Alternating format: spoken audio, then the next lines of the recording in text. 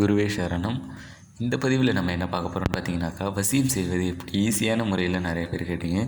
அது என்னன்னு பார்த்தீங்கன்னாக்கா, வசியம் என்பது மோஸ்ட்லி நிறைய பேர் ஆண் பெண் வசியம் பற்றி தான் வீடியோவே கேட்குறீங்க. ஏன்னு பார்த்தீங்கன்னாக்கா, மூலிகை வச்சு வசியம் பண்ணலாம், தகடு இருக்குது, அப்புறம் மாந்திரிகத்தால் முடியாதுன்னு எதுவுமே கிடையாது. ஸோ நீங்கள் என்ன பண்ணணுன்னு பார்த்தீங்கன்னாக்கா, அந்த தகடு எடுத்துக்கோங்க. ஒரு கட்டடமான தகடு எடுத்துக்கிட்டு அதை எப்படி நம்ம கழுவுறது, நம்ம மந்திரத்தை சொல்லி எப்படி கழுவுறது, சாப நிவர்த்தனை எல்லாம் நம்ம சொல்லியிருக்கோம் மூல மந்திரத்துலேருந்து.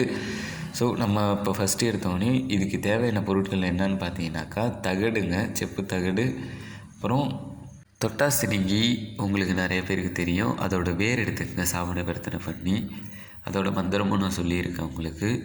ஸோ உங்களுக்கு எதாவது டவுட்னால் எனக்கு கால் பண்ணுங்கள், ஓகேவா? நம்பர் கொடுத்துருக்கேன்.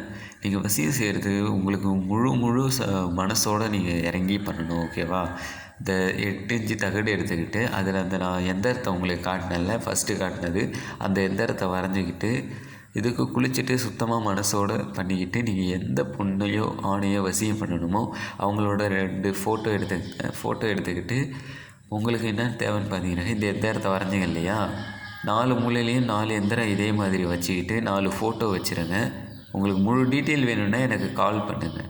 ஏன் கால் பண்ணுங்கன்னு சொல்கிறேன்னு பார்த்தீங்கன்னாக்கா, இந்த வசியம் ரொம்ப பவர்ஃபுல்லான ஒரு இது.